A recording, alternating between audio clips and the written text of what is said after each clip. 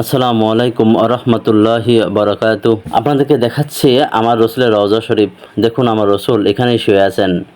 কত সুন্দরভাবে জান্নাতের বিছানায় শুয়ে আছেন আমার রসুল। পাশেই শুয়ে আছেন আবু বকর সিদ্দিক রাদিয়াল্লাহু তাআলা আনহু। তার পাশে শুয়ে আছেন ওমর ইবনুল খাত্তাব রাদিয়াল্লাহু তাআলা আনহু। আপনারা এসেই প্রথমে আমার রসুলকে সালাম দেবেন। এই দেখুন রসুলের রওজা। আসসালাতু আসসালামু আলাইকা ইয়া রাসূলুল্লাহ, আসসালাতু আসসালামু আলাইকা ইয়া হাবিবাল্লাহ। এভাবে সালাম দিবেন। পরবর্তীতে সালাম দেবেন আবু বকর রাদিয়াল্লাহু তাআলা আনহু। আসসালাতু আসসালামু আলাইকা ইয়া আবু বকর সিদ্দিক রাদিয়াল্লাহু তাআলা আনহু। আসসালাতু আসসালামু আলাইকা ইয়া ওমর ইবনুল খাত্তাব রাদিয়াল্লাহু তাআলা আনহু। দেখুন মাজারের আশেপাশে কোথাও হাত তুলে দোয়া করার কোনো নিয়ম নাই, কিন্তু বাংলাদেশের মাজারগুলোতে দেখা যায় তারা হাত তুলে দোয়া করে মাজারের কাছে, মৃত ব্যক্তির কাছেই তারা হাত তুলে দোয়া করে কিছু চায়।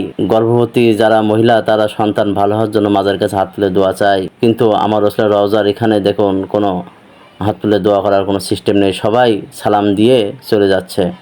রসুলকে সালাম দিয়েই দেখেই, কবর দেখেই মন প্রাণ জুড়িয়ে তারা এখান থেকে চলে যাচ্ছে। আমাদের এই হাত তুলে দোয়া করার কবরের কাছে এটা শিরক থেকে আমাদেরকে বেরিয়ে আসতে হবে। এই দোয়া করে আল্লাহ সুবহানাহু ওয়া তাআলার কাছে আমরা যেন তাড়াতাড়ি ফিরে আসি।